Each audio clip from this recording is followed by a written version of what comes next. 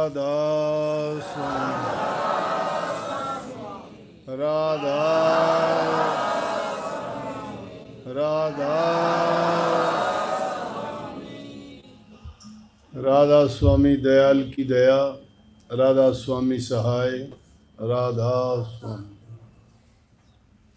प्यारे सत्संगी भाइयों बहनों, जब संगत आती है, सत्संगी आते हैं, तो जब भी प्रभु के प्रेमी, भक्ति के रास्ते पे चलने वाले, धर्म मार्ग को मानने वाले जब भी इकट्ठे होते हैं तो उनकी बातें संसारी बातें नहीं होती।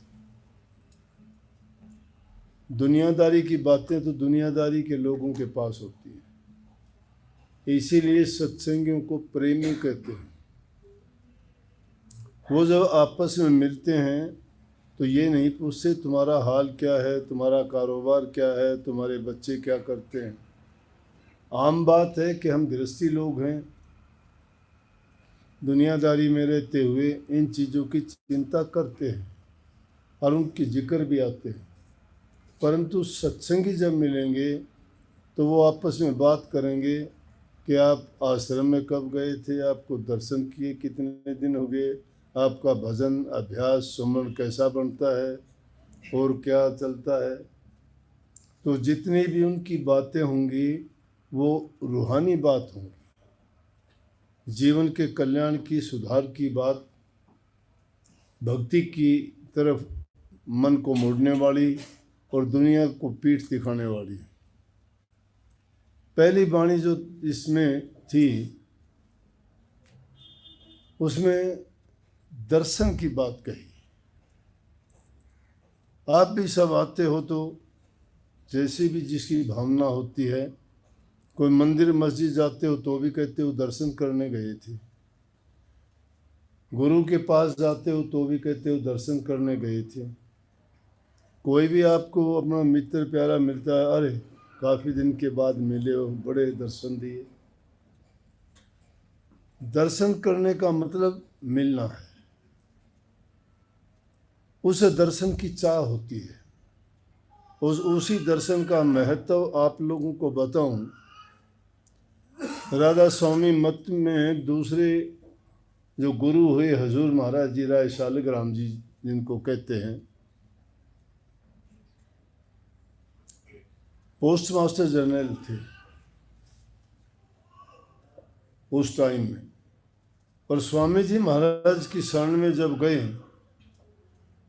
तो ऐसे मंत्र मुग्ध हुए कि उनके सिवाय उनको कुछ नजर ही नहीं आता था। जिस इंसान को जो चाह और ज़रूरत होती है और वो चीज़ उसको मिल जाती है तो उससे जुदा होना नहीं चाहता, बल्कि घर बार नाम मात्र का रखा, घर बार छोड़ दिया, गुरु की सेवा में लग गए। नौकरी पे जाते, नौकरी से वापस गुरु के पास ही आते। ये करते करते गुरुमुख हो गए। वो गुरुमुख उसको कहते हैं जो गुरु की आज्ञा में रहता है, गुरु की जी हजूरी में रहता है, गुरु की सेवा करता है। और जो गुरुमुख हो जाता है वो हमेशा गुरु का ही दर्श चाहता है, उन्हीं से मिलना, बैठना, उठना, हर प्रकार से हर काम में उसको गुरु ही गुरु नजर आता है। तो ऐसा समय आया एक बार, स्वामी जी महाराज काफ़ी भक्ति में लीन रहते थे, लोगों से मिलना कम कर देते थे, क्योंकि कहते थे कि जितना दुनियादारी के लोगों से मिलते हो उतना ही मन दुनिया में फंसता चला जाता है।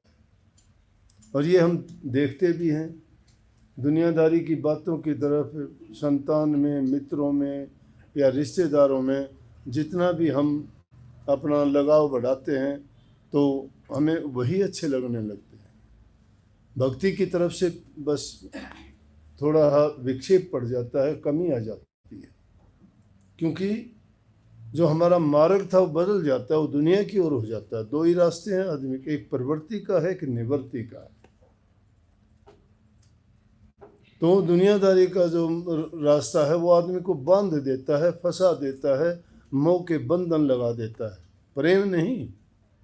जिसको प्रेम कहते हो तो झूठा है, प्रेम कहते हो झूठा है, सत्य तो मौत है। वो अवश्य प्रेम तो बदल जाता है, प्रेम थोड़ा है। छिन उतरे छिन चढ़े सो तो प्रेम ना। कुछ दिन में प्रेम दिखाई देता है, थोड़े दिन में टूट जाता है। प्रेम कहाँ है? नहीं देखते। लड़का लड़की अपनी मर्जी से एक दूसरे से प्रेम करते हैं, शादी कर लेते हैं, 2-4 साल के बाद कहते हैं कि टूट गया, नहीं बनी बात। तो प्रेम थोड़ा था। प्रेम तो वो होता है आदमी की हालत कैसी भी हो जाए, जिससे संबंध जुड़ गया उसके साथ में, जैसा भी गुजरे, भला हो बुरा हो, दुख हो कष्ट हो, कितनी भी हानि हो, उसके लिए तो प्राण तक देने के लिए तैयार, प्रेम उसको कहते हैं। और प्रेम के मार्ग पर चलने वाले को प्रेमी कहते हैं। और प्रेम तो सिर्फ सतगुरु से या मालिक से ही होना चाहिए। दुनियादारों से प्रेम नहीं, वो मोह की फांस है, वो बंधन है, वो बंधन है, वो इंसान को गिराता है। प्रेम इंसान को उभारता है। प्रेम सच्चा होता है, सत्य मौत की तरह सत्य होता है। वो टूटता नहीं, जुदा नहीं होता, अलग नहीं होता। तो हजूर महाराज जी की अगर सेवा बाणी पढ़ के देखोगे, उन्होंने भक्ति किस चीज़ की करनी है, किसकी भक्ति करोगे आप? स्वामी जी महाराज ने कहे भक्ति करो तो गुरु की करना, और मार्ग शब्द गुरु से देना। भक्ति किसकी करो? गुरु की भक्ति करो। गुरु की भक्ति है क्या? गुरु की सेवा, गुरु के वचन की पालना करना, गुरु के दर्शन करना, गुरु की हजूरी में रहना, ये गुरु की भक्ति है। गुरु भक्ति बिन काज न रति, इतना भी काम नहीं होता जीव का।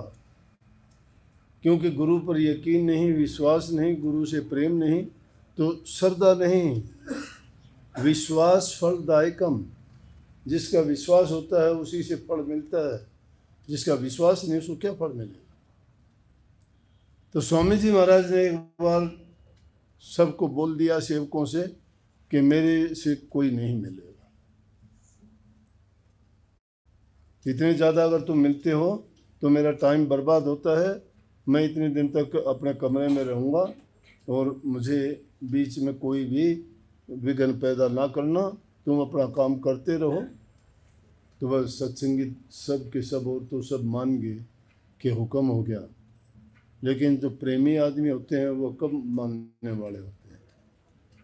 अब हजूर महाराज जी जो रोज़ाना बिना दर्शन के उनको एक पल का चैन नहीं पड़ता था, दर्शन की बात बताता हूँ मैं। वाणी थी क्या? मैं तुम्हारा दर्श भिखारी, कि दर्शन की भीख जिसको मिल जाती है उसका बेड़ा पार हो जाता है। लेकिन दर्शन होना चाहिए। दर्शन वो गहरा, दिल की गहराइयों में उतरने वाली चीज़ है। दर्शन करने से उनके गुण उसके अंदर भर जाते हैं। जिसके दर्शन, बुरे आदमी के दर्शन करो तो बुराइयां भर जाती हैं, अच्छे के करो तो अच्छाइयां भर जाती हैं। जिस हालात में देखते हो कोई भी चीज़, उस चीज़ के जो भी गुण दोष हैं, वैसा ही हमारा मन हो जाता है, वही विचार हमारे मन में आ जाता है। संतों महापुरुषों के दर्शन से शांति मिलती है। वो भक्ति की सही मूर्त हैं, खजाना हैं, वो प्रेम के, शांति के, कल्याण के, उद्धार के, दया के, ये गुण हैं उनमें। जब उनके दर्शन करते हैं तो अपने आप मन में खिंचाव हो जाता है। और बताऊं, संत के दर्शन करने से जिसको मन में शांति ना मिले, उनके वचन सुनने से खिंचाव ना हो, उसकी बातों में आनंद नहीं आता हो, तो समझो कि गुरु नहीं है। गुरु नहीं है, बात बनावटी है उसकी। अगर सही संत होगा तो उसकी बात 1000 बार सुनोगे तो भी तुम्हें उस बात में अलग ही आनंद आएगा। क्यों आएगा? कि उस बात में आनंद नहीं है, उनके वचन में आनंद है। उनके वचन में आनंद है। अब मीठी चीनी है, किसी चीज़ में मिला दो उसको मीठा बना दे, गुण है उसका। तो संत का वचन किसी भी रूप में जब सुनते हो, उसका अर्थ का मतलब नहीं पता, समझ में चाहे ना आए, लेकिन उनके दर्शन करने से और देखने मात्र से, उनका बोलना, उनका देखना, उनका उठना बैठना जब मन को भा जाए तो समझो कि आकर्षण है, खिंचाव है, उनमें शांति है, प्रेम है, उनमें शक्ति है। और वो दर्शन करने से हमें वो ऊर्जा, वो शक्ति उनसे सीधी मिलती है। तो हजूर महाराज जी ने क्या किया कि अब दर्शन के बिना उनको चैन नहीं पड़ता। सुबह को अपने कार्य के लिए जाते पोस्ट ऑफिस में, तो दर्शन करके रोजाना जाते थे। अब मुश्किल होगी, एक आध दिन निकला तो निकला, लेकिन अगले दिन नहीं निकाल पाए। तो स्वामी जी महाराज जिस कमरे में बैठे थे, खिड़की में से आहिस्ता सी झांक के देखा तो स्वामी जी महाराज की उन पर नज़र पड़ी तो वो यह बात पे आया कि इसने हुक्म अधूली की है, हुक्म तोड़ा है, इसने गलती की। स्वामी जी महाराज ने खड़ा उठाया और मारा, देख ज्ञान लगा। लगने के बाद उनको आया कि प्रेमी को तो लग जाए तो भी कोई नाराज़गी नहीं, खुश हुआ। खड़े होके पकड़ के कहने लगे, अरे क्या बात लगी क्या? बोला नहीं जी। बोला तूने हुक्म क्यों तोड़ा? बोला जी दर्शन के बिना मैं रह नहीं सकता, एक खड़ा हूँ, रोजाना मार लिया करो, दर्शन रोजाना करने दिया करो। ये है दर्शन की बात। इसलिए कहीं वाणी तो मेरी थी लिखी हुई, सतगुरु में तेरा दर्श भिखारी। दर्शन करने से, भले आदमी के दर्शन करोगे तुम्हारे मन के अंदर भलाई आएगी। संतों के दर्शन तो पार उतार दे, बड़े बड़े पापियों को, दुष्टों को भी पार उतार देते हैं। बात सुनी होगी, पहले भी आई होगी। निकम्मा आदमी कोई अगर मिल जाता है तो आप मुख मोड़ लेते हो उससे, अरे कहाँ, मैं तो शुभ काम के लिए जा रहा था, किसके दर्शन हो गए? कहते हो कि नहीं कहते? और कभी किसी नेक इंसान के दर्शन होते हो बहुत अच्छा हो गया, कि दर्शन बहुत अच्छे हुए हैं। दुनियादारी ने सोन बना रखे हैं अलग अलग प्रकार के, बल्कि वो देखने मात्र से भी होता है। दादू साहब एक बार अपने उससे मकान से लेकर के गए, सामने से किसी ने छींक दिया। छींक देख के लोग कहने लगे, दादू साहब ना जाओ कहीं भी, ना जाओ। बोले क्यों रे, क्या बात? बोला जी देखो, सामने से छींक दिया, सामने की छींक अच्छी नहीं होती। अरे कहने लगे, दादू दुनिया बावड़ी, फिर मांगे सोन, लिखन वाला लिख गया तो मिटन वाला कौन? कि अरे जो लिख रखी है करब में, नसीब में, वो होगी।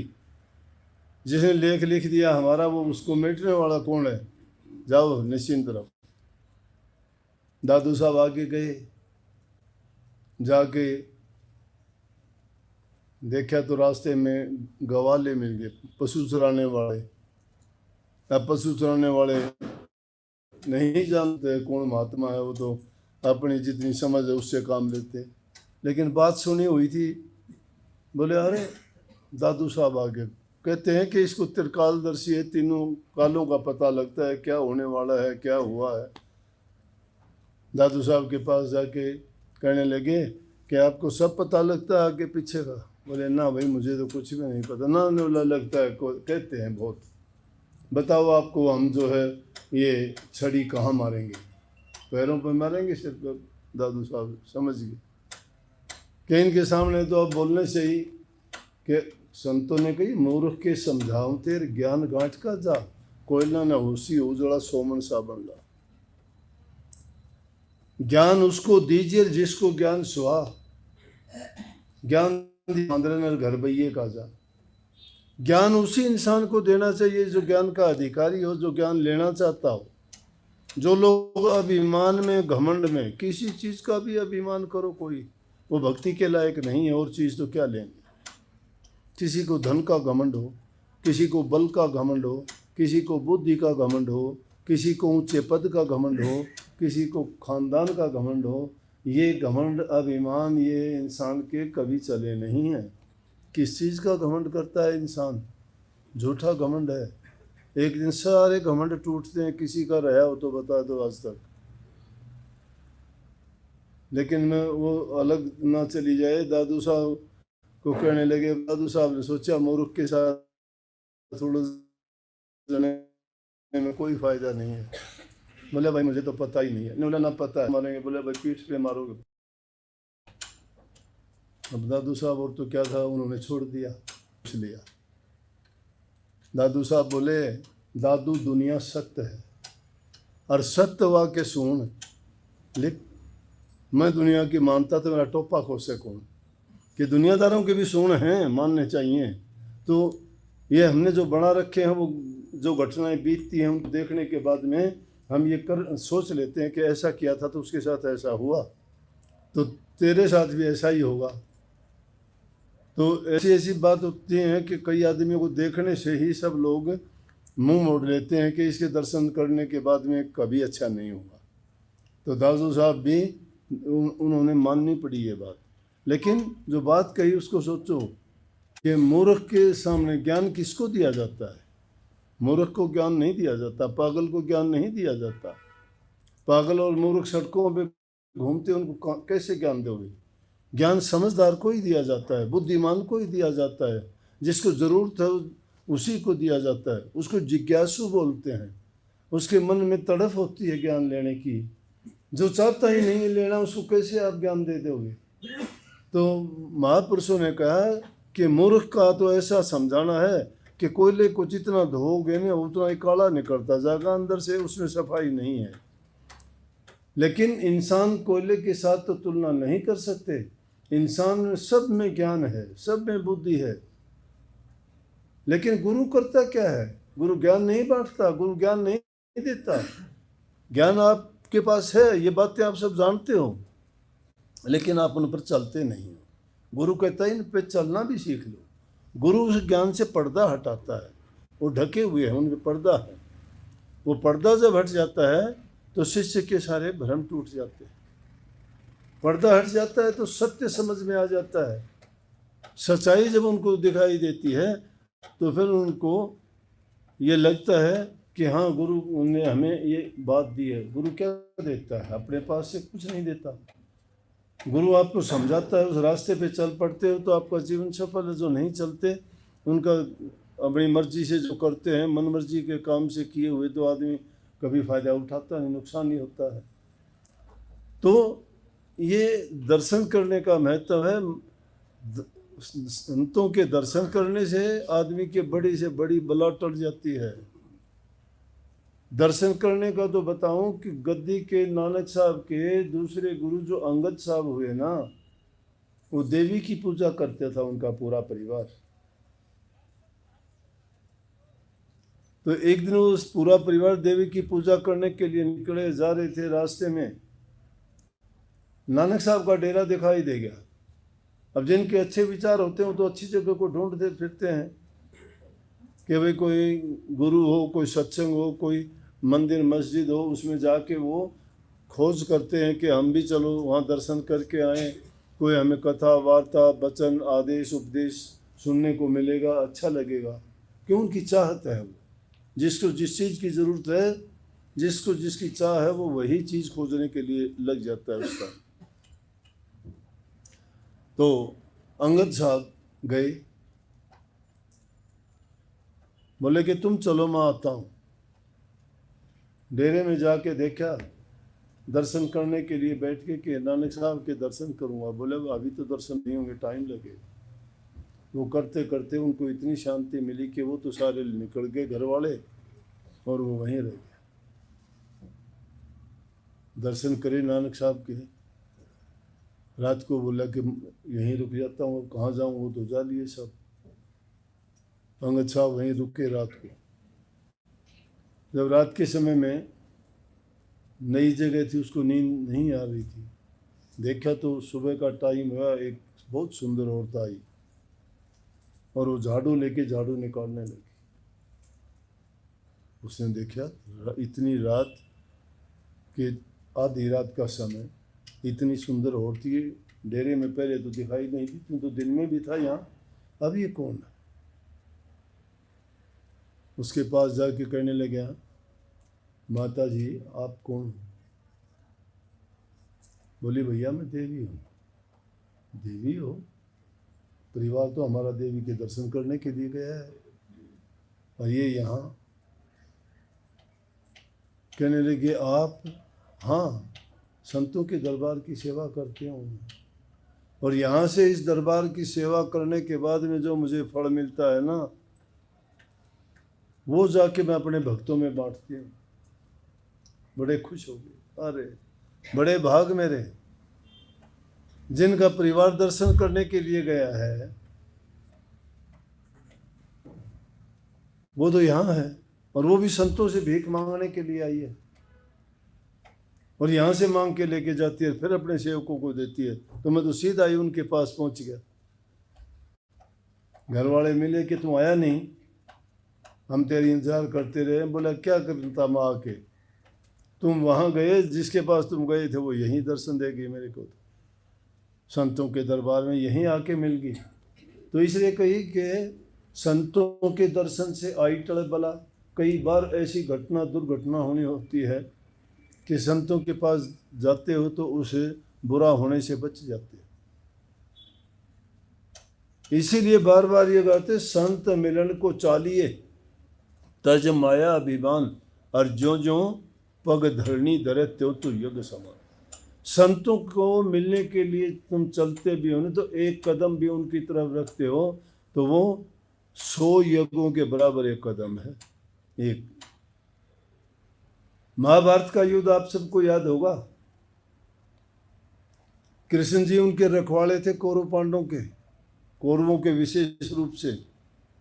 महाभारत का युद्ध हुआ, जीत होगी।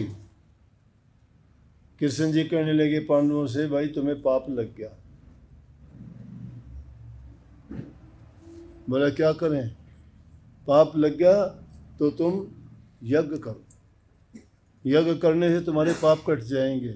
और यज्ञ में सबको बुलाना, सबको निमंत्रण देना। सबको निमंत्रण दे दिया कि भाई सब ने आना। सब आए, फकीर महात्मा जो भी उनको ज्ञान था सब बुला लिए, लेकिन एक सुपच ऋषि थे, उनको नहीं बुला पाए। उनको नहीं बुला पाए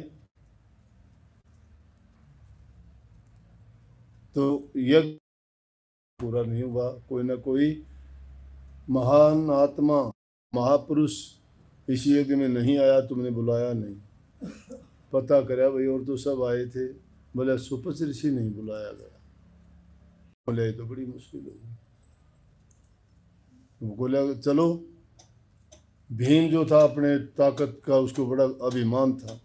बोले रुको मैं अभी लेके आता हूँ, ये गया ये ले उठा लाऊंगा अभी। तो आदमी को जब अभिमान किसी चीज का हो जाता है ना, अभिमान टूट जाता है। रावण को अभिमान हुआ था, मिट्टी में मिला, मिला कि नहीं? हिरणाक उसको हुआ था, किस बुरी तरह से मारा गया, जिसने ये कह दिया था कि ना मैं किसी हथियार से मरूं, ना दिन में मरूं, ना रात को मरूं, ना किसी इंसान से मरूं, ना जानवर से मरूं, ना दिन के टाइम मरूं, ना रात को मरूं, सारे, ना भीतर मरूं ना बाहर मरूं। लेकिन उसका इंतजाम भी कर दिया, उसका अभिमान भी टूटते देर नहीं लगी। नरसिंह का रूप धर लिया, हथियार की जरूरत नहीं, नखों से पाट दिया। बाहर भीतर का नहीं, दरवाजे के बीच में बैठ लिया, जमीन में और आसमान में कहीं नहीं, घुटनों में रख के पाट दिया कि ना नीचे है ना ऊपर है, ना बाहर है ना भीतर है, ना हथियार है, ना मैं मानस हूँ मारने वाला, ना मैं जानवर हूँ। अभिमान इनका नाम लोगे, जिनके नाम लेते हो, भीम, अर्जुन, दुशासन, कितने ताकतवर थे, कितने योद्धा थे। नहीं आज तो भीम को बड़ा अभिमान था। भीम कहने लगा ये गया और मैं ये लेके आया, अभी जाता हूँ। गया, जाके ऋषि से प्रणाम किया। अभिमानी आदमी झुकता नहीं है। संतों के पास जाओ, दीनहीन गरीब होके जाओ। जो दीनहीन गरीब होके झोली फैला के जाता है वो भर के लेके आता है। जो अभिमान में जाता है वो खाली जाता है, खाली आता है। जो लेके नहीं जाता वो लेके क्या आएगा?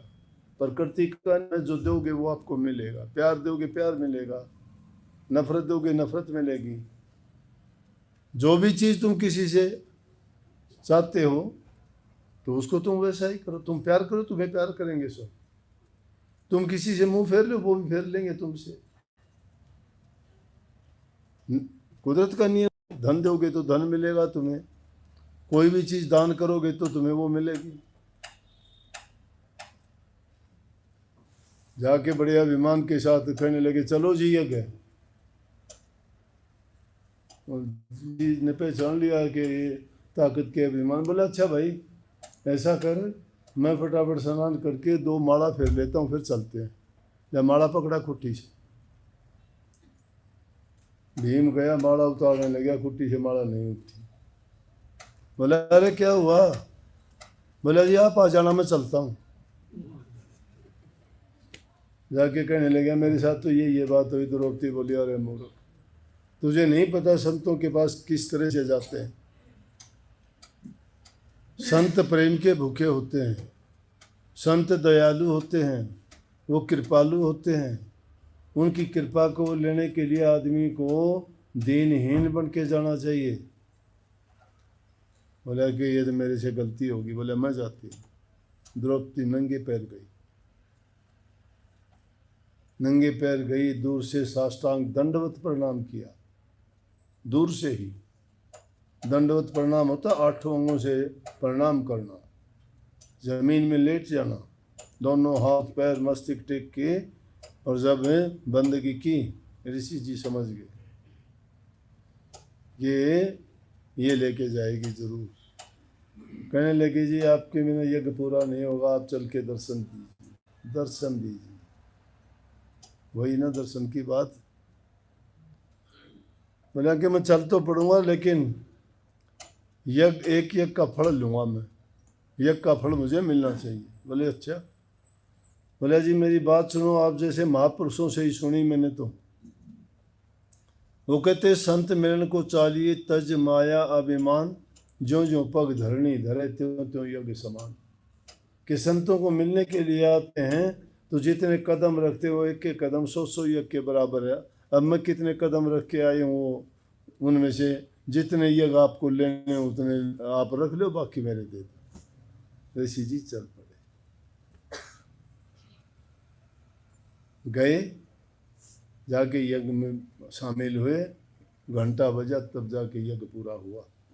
इसलिए जहाँ कहीं भी जाते हो, मेरा ये नियम है, मैं जिस जगह भी जाऊँ, मंदिर हो, मस्जिद हो, गुरुद्वारा, उनके नियम के मुताबिक काम करता हूँ। उनके नियम, उनकी आस्था है, उनका विश्वास है। हमें परहेज नहीं करना चाहिए किसी की आस्था पर।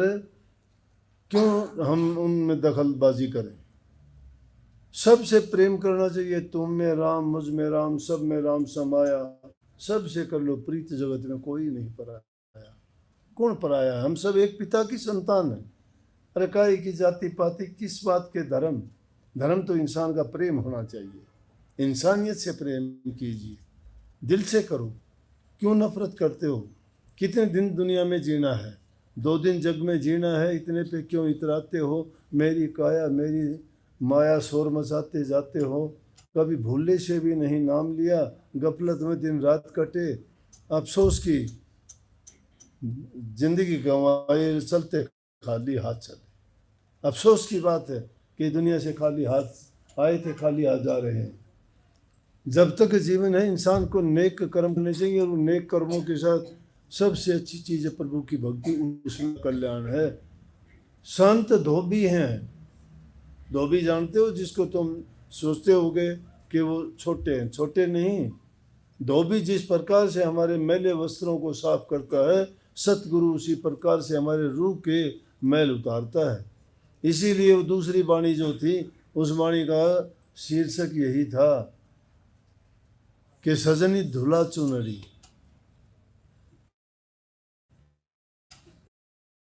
दुनिया में धोबी आया है, सुजान है, वो बड़ा समझदार धोबी है। समझदार धोबी क्या है? वो कपड़े नहीं धोता है, वो तुम्हारे मन के दाग धोता है। तुम्हारी रूह पर जो जन्म जन्मांतर के कर्मों का बोझ है वो धोता है वो। और उसकी महानता देखो, फरीद होता है, कुछ नहीं लेता। दुनियादारी के लोगों को क्या होता है? कि कभी 4 पैसे ना देने पड़ जाएं ये काम करवाने के लिए, मुफ्त होने वाला मिल जाए क्या कहना। वो भी कह दी कि धुलाई ना लेता मुफ्ती धोता और लेता साफ करने का जिम्मेवारा, कि ना तो धुलाई लेता है और मुफ्त में धोता है और वो गारंटी भी करता है कि हाँ ये मेरी गारंटी है, मैं धो के दूंगा, आपको साफ करके दूंगा। इसलिए संतों के दर्शन करने के लिए जाओ तो वो तुम्हारी रूह को साफ कर देते हैं, जिस पर कलमल के दाग लगे हैं, जिन पर परत चढ़ी हुई है मल की, वक्षेप की और आवरण की। ये मैं नहीं कहता हमने जानबूझ के किए, अनजाने में भी बहुत होते हैं। बिना समझ में आदमी से हो जाता है, फिर पछताता है, करे क्या। तो संतों ने कही अब तो सोच समझ के न चाल, गलती में भाई बनी सो बनी। भूल में गलती में तो हो जाता है, लेकिन इंसान को जब पता लग जाए फिर तो सोच समझ के चल ले। दुनिया में बुद्धि बड़ी, चतुराई बड़ी, सुगड़ाई बड़ी, तन से लिपटी है। धर्म बड़ो धन धाम बड़ो, करतूती बड़ी, जग में प्रगटी है। लाखों ही भूप विलोकत द्वार पे, और इंद्र हूं तो न एक घटी है। तुलसी रघुनाथ की भक्ति बिना जैसे सुंदर नारी की ना कटी है।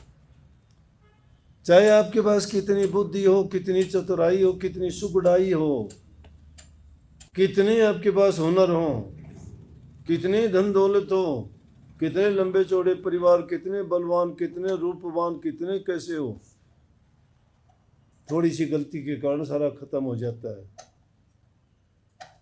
पैरालिसिस हो गया, गया शरीर, सारी ताकत खत्म। आंख सुंदर है, एक छोटा हाथ इनका पड़ गया, हो गया आंख से काने, नाम अलग ही हो जाएगा, काना कहेंगे लोग तुम्हें। चेचक हो जाए और कोई बीमारी हो जाए, रंग रूप चला जाएगा, लोग उस मुंह भी देखना नहीं चाहेंगे। किस चीज का अभिमान, एक क्षण में खत्म होता है। इसलिए सत्य प्रभु का नाम है, उसको याद करो। तो कही ये रामायण में तुलसीदास जी लिखते हैं, मैं नहीं कहता ये कि बुद्धि बड़ी है, चतुराई बड़ी है। बुद्धि है, काम आती है बुद्धि, चतुराई भी बड़ी है, बड़े बड़े चतुराई से काम कर लेते हो। सुगड़ाई बड़ी है, और भी ज़्यादा तुम सुंदर ढंग से बातों का बोलना, काम का करना, कोई और चीज़ों को ढंग से संभाल के रखना, ये काम करते हो, कर लोगे, बड़ी अच्छी बात है। धर्म बड़ो धन धाम बड़ो, करतूती बड़ी, तन से लिपटी है। कि धर्म भी बड़ा है, धन धाम, धन हो किसी के पास वो भी बड़ी अच्छी बात है। करतूती तुम्हारा कर्म करते हो वो भी सही बात है, बहुत अच्छा है। और चाहे लाखों ही भूप विलोकत द्वार पर, लाखों भूप लाखों राजा जो इंद्र से एक भी कम ना हो, उससे ज्यादा ही बड़े हो, लाखों राजा तुम्हारे द्वार के आगे मत्था रगड़ते हो, चाहे लाखों ही भूप विलोकत द्वार पे, और इंद्र हो तो ना एक घटी, जो इंद्र ते एक भी कम ना हो। लेकिन तुलसीदास जी कहते, तुलसी रघुनाथ की भक्ति बिना, प्रभु की भक्ति के बिना कैसा हाल है उनका, जैसे सुंदर नारी की नाक कटी है। और तो कितने भी सुंदर हो, जिसकी नाक कट गई, वो सुंदर कहाँ है। सुंदरता तो खत्म होगी ना, और गुण कितने भी गुण क्यों ना हो, हमारे अंदर ये सारी चीज़ें हों, सारी चीज़ें हम सबके पास कितनी भी हो जाएं दुनियादारी की, ये पदार्थ इंसान को पार नहीं लगाते, यहीं छोड़ के जाते हैं। तो उसी प्रकार से ये कोई मायने नहीं रखते, और हमारी हालत उस औरत जैसी हो जाती है, चाहे सुंदर होते हुए वो कुरूप होती है नाक के बिना। तो प्रभु की भक्ति बिना इंसान का कोई महत्व नहीं। अब भक्ति करना कितनी जरूरी है, संतों के पास जाओगे ना, ये तो बात, वाणी 4 प्रकार की होती है। संत हर प्रकार से जो जीव जैसा होता है वैसी वाणी सुनाते हैं। किसी को रोचक वाणी सुनाते हैं, उसको आनंद आता है, अच्छी लगेगी, वो उस रास्ते पे चल पड़ेगा। किसी को भयानक सुनाते हैं, डरावनी, के नरकों के ये तकलीफ उठानी पड़ेंगी, तुम्हारी हालत ख़राब होगी, तुम्हारे साथ ये बीतेगी, उससे डरते हैं। और तीसरी है चेतावनी, चेताए जाते हैं कि देख भाई, चेत ले, समझ ले और अपने आप को संभाल ले। जो चेतता और समझता और संभालता नहीं है, फिर अपनी हालत तो खुद सोच लेना क्या होने वाला है। और चौथी वाणी यथार्थ वाणी होती है। यथार्थ वाणी तो संतों को बहुत बाद में बतानी और समझानी पड़ती है, जब जीव सही रास्ते पे पड़ जाता है। और उसके लिए हम बड़े सरल तरीके से कहते हैं, उसके 3 ही तरीके हैं। एक सुमरण है, दूसरा भजन है और तीसरा ध्यान है। सुमरण किस चीज़ का? गुरु ने जो मंत्र दिया है उसका सिमरण करना। सुमरण किस प्रकार से? सिमरण मुख्य रूप से तो जबान से करना पड़ता है, लेकिन जबान से सुनाना नहीं। सुनाने को बैखरी वाणी कहते हैं, जबान से बोला जाता है वो। शुरू में उसको सीखने के लिए क्या जबान से भी बोलते हैं, अगर उसको ज़रूरत नहीं, शुरू में ध्यान करके मन में जब उसका सुमरण करते हैं, जो भी मंत्र मिला है, तो उस नाम को बार बार दोहराते हैं। फिर बार बार दोहराने से क्या होगा, कुछ दिन के बाद में अभ्यास हो जाएगा उसका। जब भी बैठोगे, चलोगे, उठोगे, बात करोगे, काम करोगे, मन में वो चलता रहे। सांस नहीं रुकता ना आदमी का, सांस में उसको पिरो दो। सांस में कैसे पिरो? अभ्यास के द्वारा। सुमरण लगातार करते करते करते वो सुमरण इतना पक्का कर लो कि जब भी सांस में लो, रात में नींद भी खुल जाए, सपना भी आए, तो भी आपके मुंह से नाम ही निकले, जबान से भी नाम निकले, ख्याल में भी नाम हो, सांस सांस में। इसीलिए संतों ने कही, कबीर साहब कहते हैं, सांस सांस में नाम सुमर और खाली सांस ना खोए। सांस सांस में नाम सुमरो। लंबी चौड़ी बात तो नहीं बढ़ाऊंगा। सुमरण भी 3 प्रकार से, दुनिया में 3 गुण हैं। ये दुनिया त्रिगुणात्मक है, सतोगुण, रजोगुण और तमोगुण। हर चीज में वो सारी चीजें पाई जाती हैं। आप में किसी में क्रोध हो तो तमोगुण है, उस टाइम में गुस्सा है। अगर आपके विचार अच्छे हैं, हंसी मजाक ठीक ठाक, ना किसी को बुरा भला कहते हो, सही हो, तो वो आपके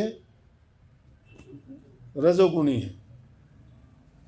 और अगर एकदम आपका कोई चीज से लेना देना मतलब नहीं है, वो आपके सतोगुणी विचार।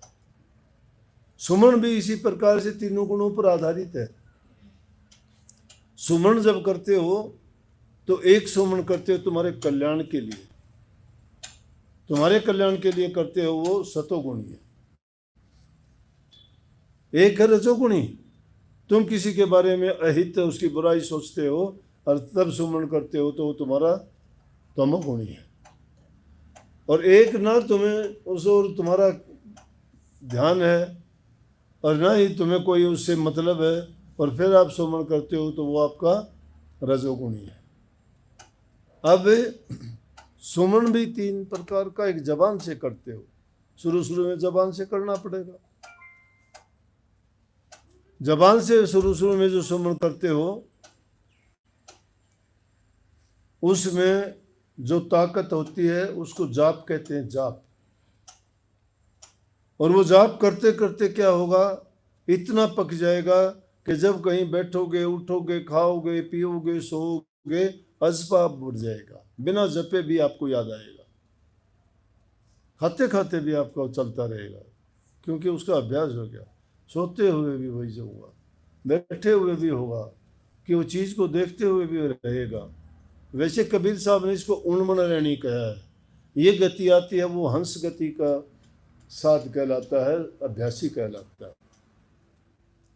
ज़्यादा ऊंची गति नहीं है ये, लेकिन सुमरण की गति है ये। अभी सुमरण की दूसरी गति है कि उस जाप को ही, उसका उससे ऊंचे वाला दर्जा अजपा जाप है।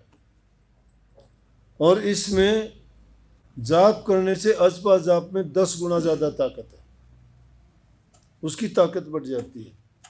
और वही जाप जब अजपा बन जाता है, और अजपा जाप से भी तुम जाप करते करते, सुमरण करते हुए उसके ऊपर चले जाते हो ना, तो अनहद को पार कर जाता है, जिसको कहते हैं गुरु करे वार से पार। वार क्या है? संसार है। पार क्या है? वो 3 के पार है, 3 गुणों से पार है, और तीनों से पार है।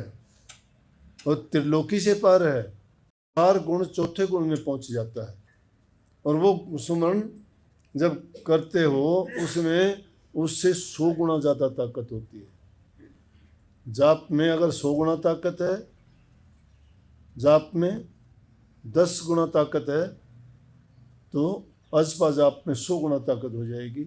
और अजपा से जब अनहद में जाओगे तो 1000 गुना ताकत हो जाएगी। ये सुमरण है। लेकिन इसके साथ सुमरण करते करते जब तुम्हें ध्यान करना है, ध्यान किस लिए, किस चीज़ का ध्यान करोगे, ध्यान कहाँ लगाओगे? ध्यान खाली जगह में तो नहीं। ध्यान करने के भी संतों ने, फकीरों ने, महात्माओं ने अनेक तरीके हैं। साधुओं की 5 क्रिया है, चाचरी है, भौचरी है, खेचरी है, अगोचरी है, उणमणि है। लेकिन इन चीज़ों को आपको पढ़ाने से कोई फ़ायदा नहीं है। क्या करोगे, जान के भी क्या करोगे? हमें कोई कोर्स थोड़ा करना, कोई इम्तिहान थोड़ा देना। हमें तो अपना काम करना है। अपना काम तो सतगुरु का जो वचन उपदेश है उनकी आज्ञा में चल के जैसा कहते हैं वैसा करते जाएं। ध्यान करना है। ध्यान जिसका करोगे उसी के गुण आप में आएंगे। तो ध्यान करने के लिए गुरु से बढ़ के कोई हमारा आदर्श नहीं है। क्यों? वो प्रकाशित हैं, आपको भी प्रकाशित कर देंगे, आप में भी ज्ञान का संचार हो जाएगा। आप कनेक्शन गुरु से जोड़िए। वो शक्ति के भंडार हैं। उन्होंने कनेक्शन परमात्मा से जोड़े, आप गुरु से जोड़ लीजिए। गुरु से जोड़ लोगे तुम्हारा अपने आप परमात्मा से जुड़ जाएगा। इसीलिए ध्यान कर प्यारे, बिना इसके नहीं छूटना। शक्ति एकाग्रता में है। बुआरी देखिए तुमने, झाड़ू, झाड़ू की कोई तोड़ सकता है? कितना ही ताकतवर हो, एक झाड़ू दे दूंगा अगर एक बार में कोई तोड़ के दिखा दे तो नहीं तोड़ सकते ना। सीख होती है, नहीं तोड़ सकते ना। या तोड़ दोगे? तोड़ देगा भाई कोई। लेकिन एक एक सीख अगर उसको तोड़ने की कहूँगा तो तोड़ दोगे ना। तो शक्ति किसी में हुई? एकाग्रता में। यूनाइट जब कर दोगे, उनको इकट्ठा कर दोगे। United we stand, divided we fall. उन चीजों में बिखराव है मन का। मन एक जगह है ही नहीं, इसीलिए मन की चंचलता ही नहीं, इसीलिए मन की चंचलता भागती नहीं है। मन भाग्या फिरता है। मन को कैसे रोके? वो अंकुश है जो मन को रोक देता है, उसका ध्यान। इसीलिए कही कि गुरु का ध्यान कर प्यारे, बिना इसके नहीं छूटना। सहज तरीका है, गुरु का ध्यान कर लो, छूट जाओगे। गुरु का ध्यान करने में मन की वृत्ति हृदय, जिस घर है उसमें दीपक जला दोगे रोशनी हो जाएगी ना। इस अंधेरे घर में भी बिना ज्ञान के अंधेरा है। तो गुरु रूपी दीपक को जला लेंगे, उसमें प्रकाश कर देंगे, तो सारे हमारे भूत भ्रम भाग जाएंगे। नहीं तो अनेक भ्रमों में पड़े हुए हैं। क्या क्या सोचते हैं, पता नहीं कितने दुनिया में भ्रम डाल रखे हैं। कोई तवीज लटकाए फिरता है, कोई माला लटकाए फिरता है, कोई कपड़ा है, कोई और बोझ उठाए फिरता है, कुछ ना कुछ। अरे उनमें क्या रखा है? कपड़े रंगा लिए, मन को नहीं रंगा। इसलिए कबीर साहब ने कही, बाणा बदलो 100 बार, बदले बाण तो बेड़ा पार। बाणा ने बदलते हो, बाणा बदल लेते हो, बाण आदत को नहीं बदलते। गुरु के पास जाके आदत को ही तो सुधारना, आदत को ही तो बदलना है। जो संसार की तरफ हम लगे हुए हैं उस तरफ से रास्ता मोड़ के न गुरु की तरफ अपने रास्ते को जोड़िए। परमात्मा का क्या पाना? इत्थों पुटना इत्थों लावना। दुनिया की तरफ से उसको तोड़ लो और परमात्मा की तरफ उसको जोड़ दो।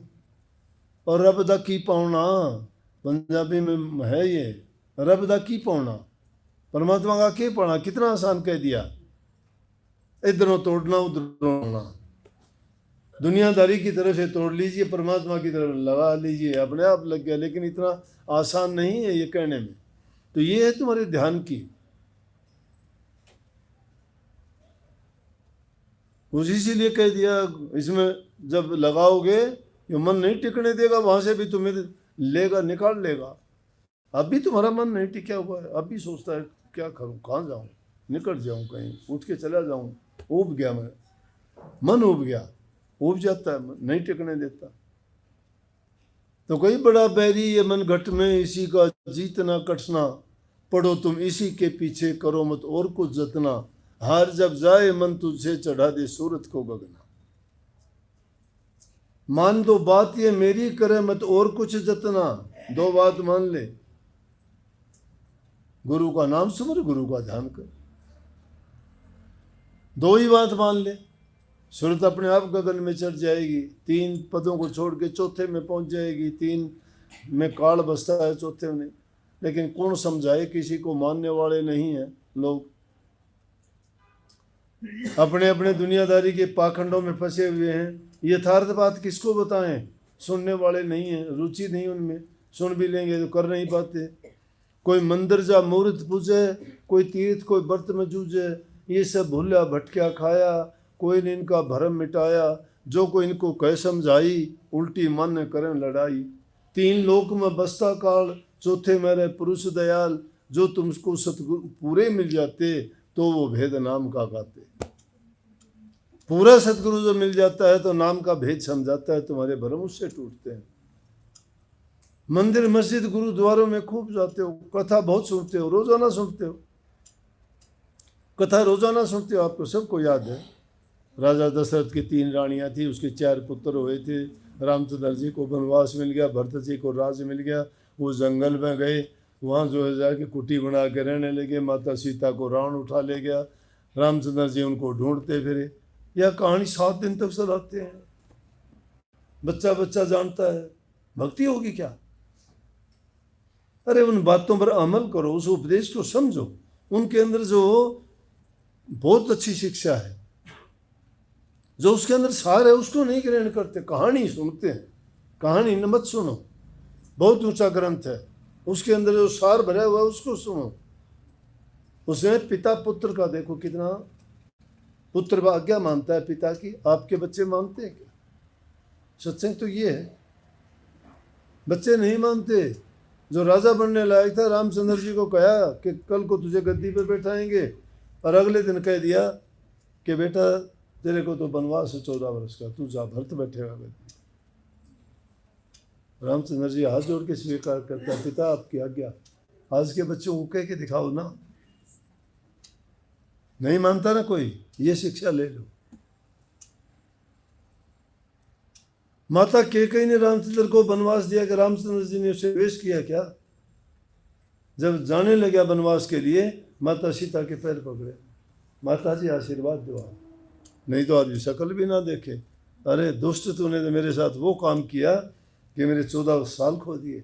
लेकिन वो क्या कहता है, माता आशीर्वाद दो मुझे, 14 साल आराम से जंगल में पूरे करूं। लिए शिक्षा। भाई भाई का प्रेम देखो। एक को गद्दी मिल गई, उसको तो खुश होना चाहिए, राज सिंहासन मिल गया। जाता है जंगल में, पैर पकड़ता है, कहता ना मैं नहीं बैठूंगा गद्दी पर। रामचंद्र जी कहते हैं पिता का हुक्म है, तू बैठ, कोई बात नहीं। वो वक्त था राजगद्दी को ठुकराते, वो भाई भी ठुकराता है, वो भी ठुकराता है। आज के ज़माने में गर्दन काट देंगे। भाई भाई से करता है कोई प्यार? एक भाई कह देता है, दूसरे कर देता है। ये रामायण की शिक्षा है। सास बहू का प्यार देखो। जीतते जी लक्ष्मण जी साथ जाते, उसकी पत्नी क्या कहती है कि जाइए आप रामचंद्र जी के साथ। आज वाली कोई चली जान देखे, मैं गेर चालूंगी। मानता है कोई? उसके अंदर जो शिक्षा भरी है, कितनी नैतिकता है उसमें, कितनी सामाजिकता है उसमें, कितना प्यार है उसमें, कितना उसमें त्याग है, कितना तप है, कितनी साधना है। जो राजघराने में पड़े हुए बच्चे जंगलों में नंगे पैर घूमते हैं,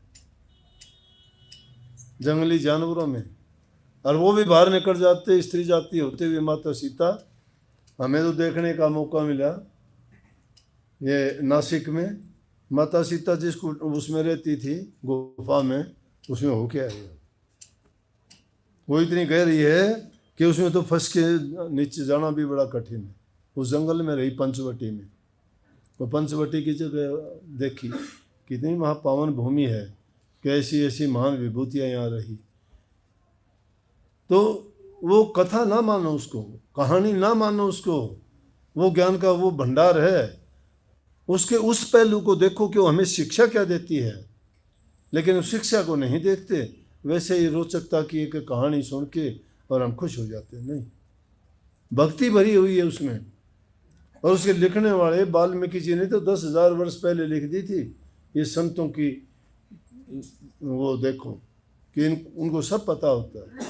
वाल्मीकि जी ने 10,000 वर्ष पहले लिख के तैयार कर दिया था रामायण को, कि आने वाले वक्त में ये ऐसा घटित होगा। और कैलाश पर्वत पर जहाँ काकभुसुंडी जी इसका उपदेश किया करते थे।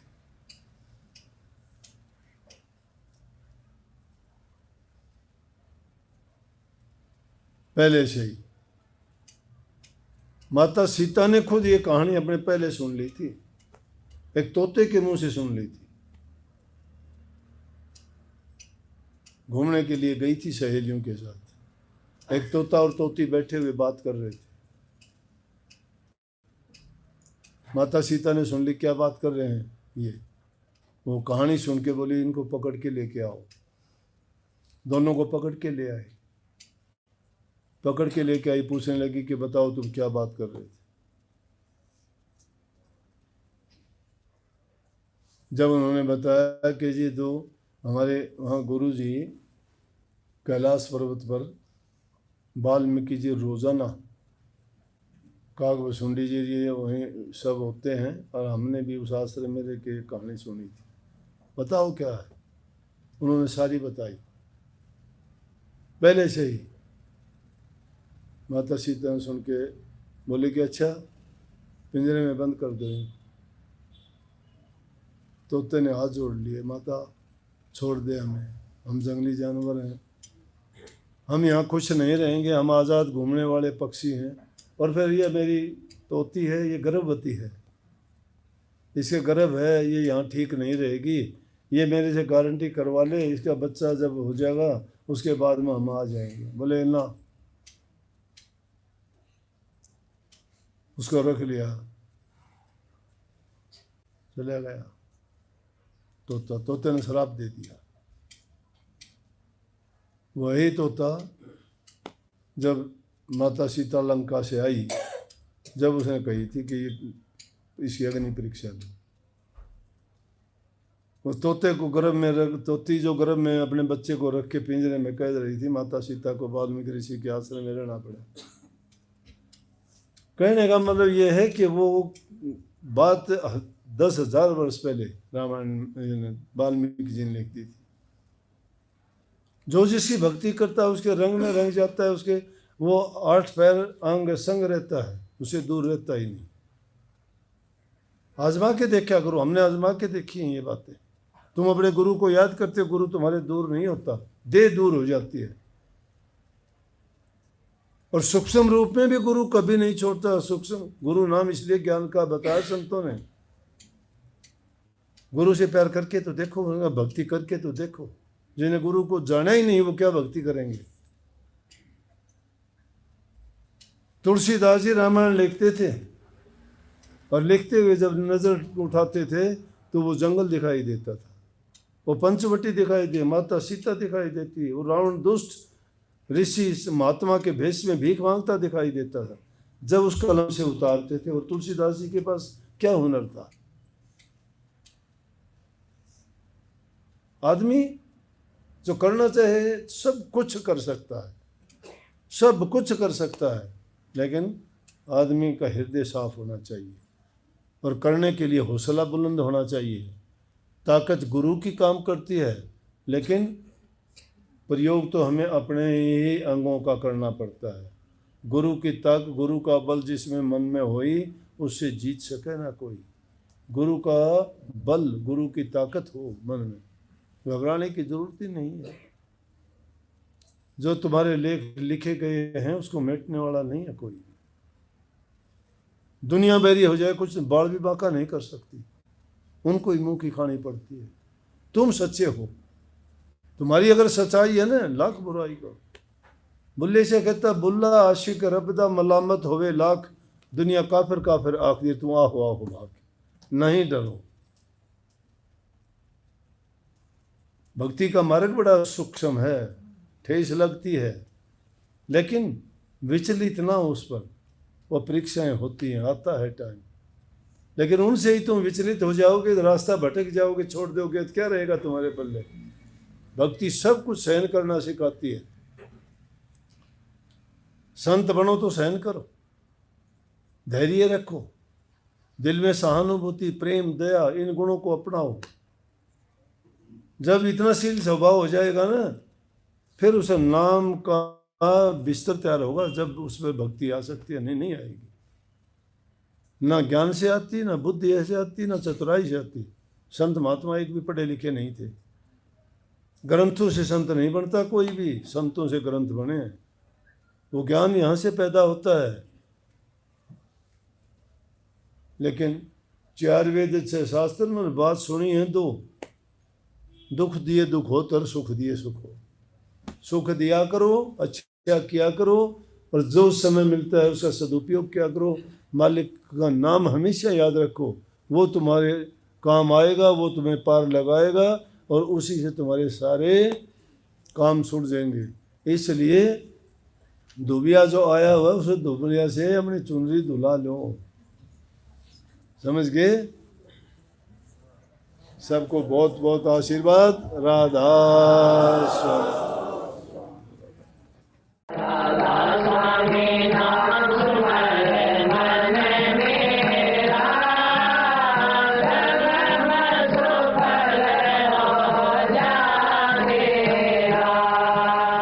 आप हमारे संत वाणी चैनल को सब्सक्राइब करें, वीडियो को लाइक करें, शेयर करें, और हाँ, बेल आइकन पर क्लिक करना बिल्कुल ना भूलें, ताकि हमारी किसी भी वीडियो की सूचना सबसे पहले आपको मिले।